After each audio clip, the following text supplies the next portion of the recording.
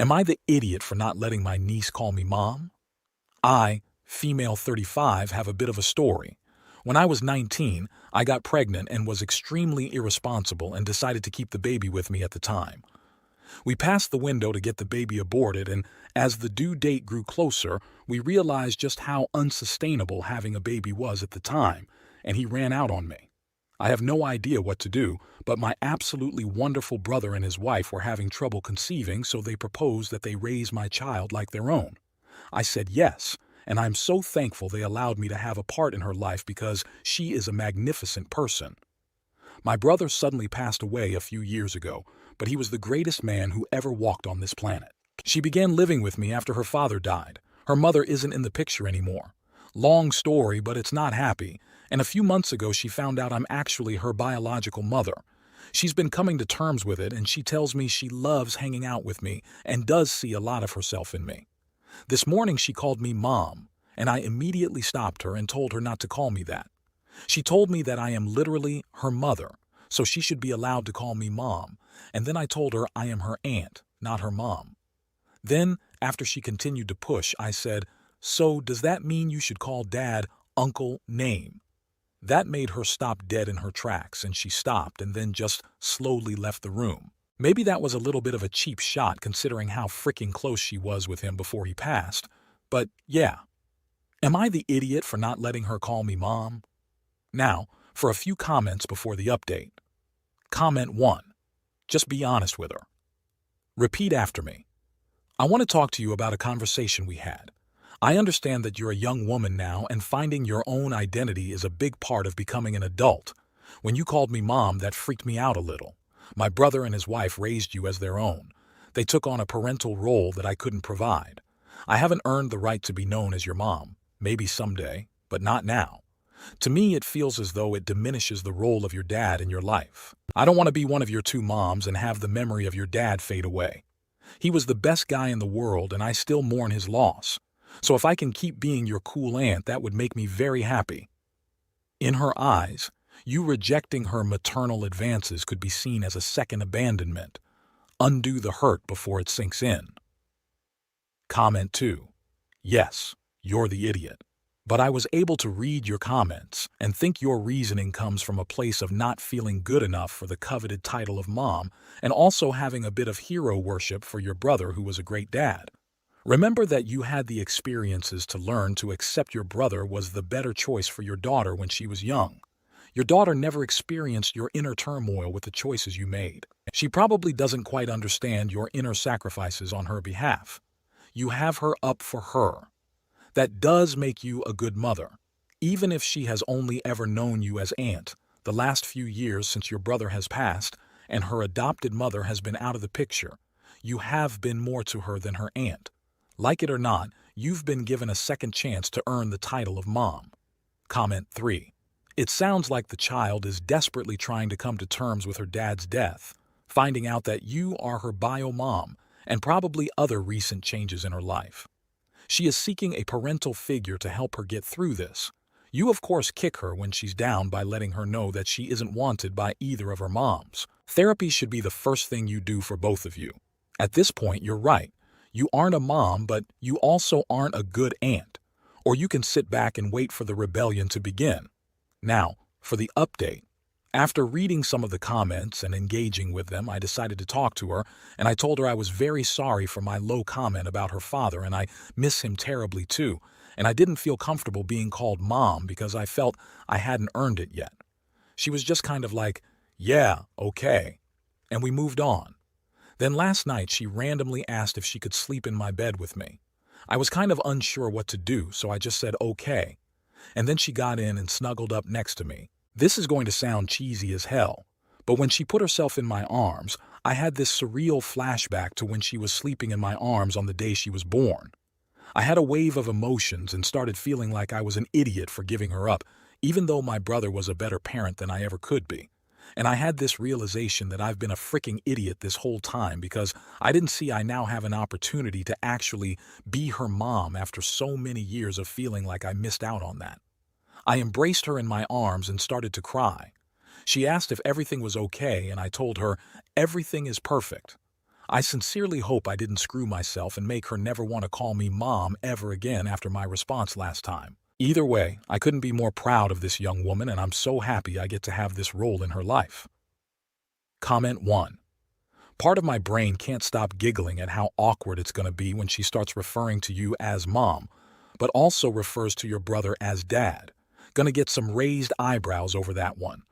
But seriously, as long as you remember your niece's daughter is a smart, mature woman who deserves to be treated with respect and as an adult, you'll be fine. Just keep communicating with her. Don't shy away from the hard conversations, and always approach them with empathy and an open mind, and you'll be all right. Comment 2.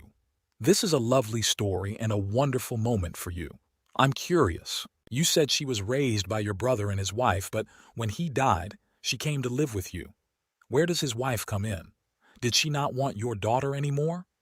I can imagine your child being bereft, and on finding out you were her mother, it gave her hope she wasn't unwanted. Glad you have found each other.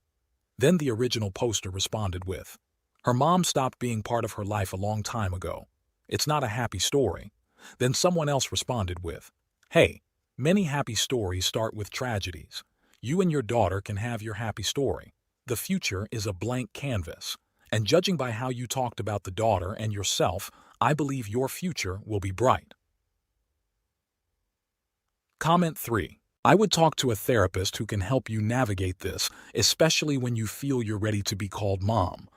Remember, this little girl's still grieving, and you're still grieving. You guys have to give yourself breaks. Nothing is going to be perfect. Parenthood is definitely not perfect. Good luck on your journey, and I'm sorry for your loss. Not the idiot. Now, for the next story. Am I the idiot for going to a pre-planned vacation with my family rather than my boyfriend's mom's funeral? I'm a teacher, so I get about 2 months off every summer, but my mom, sister, aunt, and cousin all work regular 9, 5 jobs with 2, 3 weeks off a year, so it's really difficult to organize time for trips where we can all go.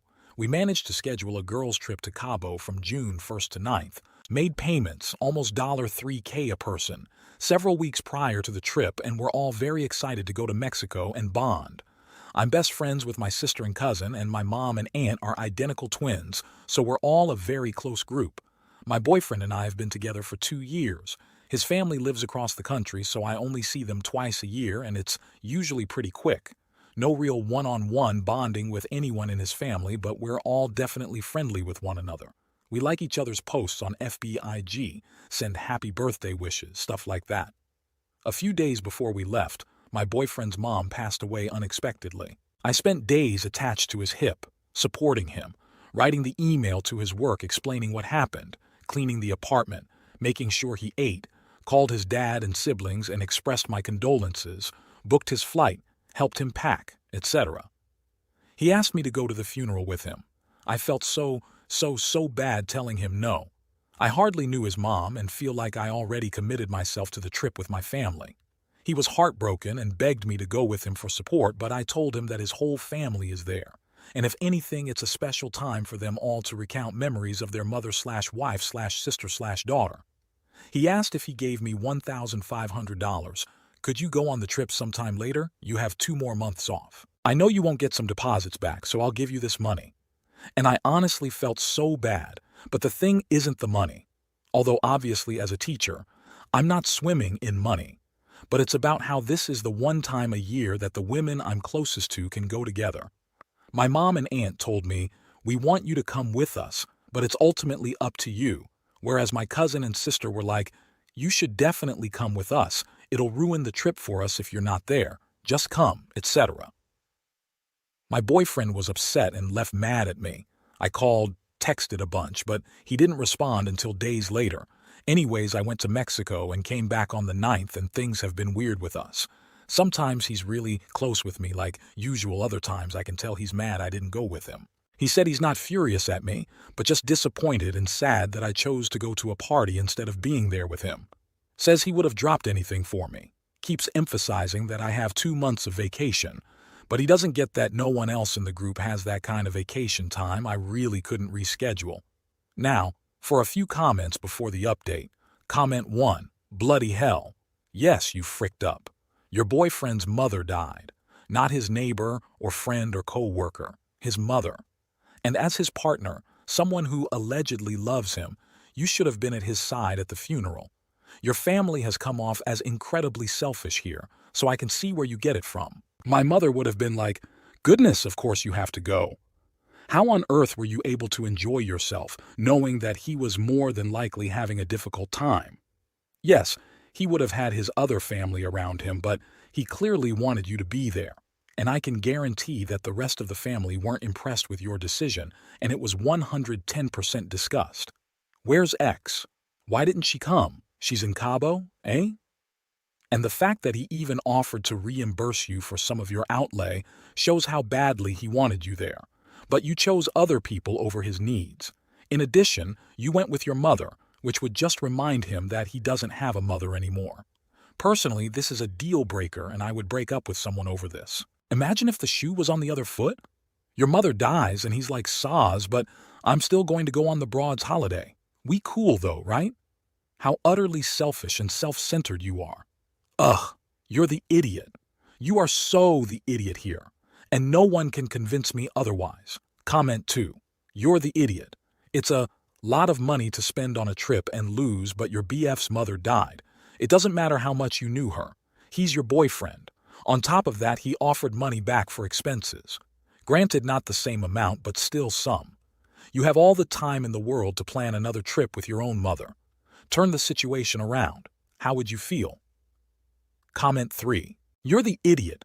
It might be the one time in a year you get to go on holiday with that set of people, but it's the one time in his life he'll lose his mother unexpectedly. This is probably the worst time in his life, and you chose a holiday. Now, for the update. And if you're enjoying the video, please drop a like. It's free and really helps the channel grow. It's been over 2 years since my previous post, which can be found in my post history. A lot has changed. I've taken the time to really think about what happened. What I came down to is that y'all were right that someone's mother dying is huge, and I should have given more support. I sat down and spoke to Jamie about my feelings. This conversation happened about 3 months after the funeral. He said he was upset with what happened but wanted to move on from the argument because our relationship means a lot to him. I told him I'd been thinking about it, and what it all came down to is that my feelings for him weren't as strong as they should be. If we've been together for 2.5 years and my feelings are starting to fade, then we should take a break. He was upset and crying a lot, but I told him that this would be better for both of us. This way we can think about what really matters and how much of the past to hold on to, as well as the love we have for each other. I ended up calling him about a month after that conversation and breaking things off. He's a great guy, and I should have been better to him. Things took a very sad turn for him, and I'll miss him always. I think I could have and should have handled things better than I did. Thank you all. Comment 1. I hope you never experience what he had to experience. I'm glad you ended things so that he can find someone who actually cares about him and his feelings. While your feelings of falling out of love are valid, what shitty timing for you to do that. You basically broke up with him 4 months after his mom passed. I'll always miss him. Dude, it was you who did this. Grow up. Comment 2. I'm glad that you realized your feelings weren't what he hoped for, and you two separated. But for the love that once you felt for him, the human thought would have been to accompany him. I can only say what I should have done. Because even if you weren't meant for each other, you were his partner, and you left him down, suffering for no good reason. It's more important to be with those we care in tough times. It's easy to be happy ones. I hope no one even does the same to you. Comment 3. I've read and lurked quite a bit, but this is beyond fricked. You are horrible. At the very least you let him go so he no longer has to deal with a fucking asshat like you. You ditched this man when he was willing to pay for half the expenses and desperately needed you because he lost his mother to frick off and hang out with people you see monthly. Spoiler alert, you can only lose our mom once, and the fact you tried saying you'd react perfectly fine had the situation been flipped goes to show are not right up there. Not only that, you downplayed it and continued to stand your ground trying to tell everyone else they are the idiot. You are the very definition of a goddamn narcissist. Hey guys, that wraps up today's video. I know I said I would stop including the troll comments, but these were just the most popular ones from the post. They are negative, but I think they are valid. Let me know what you think in the comments and have a great day.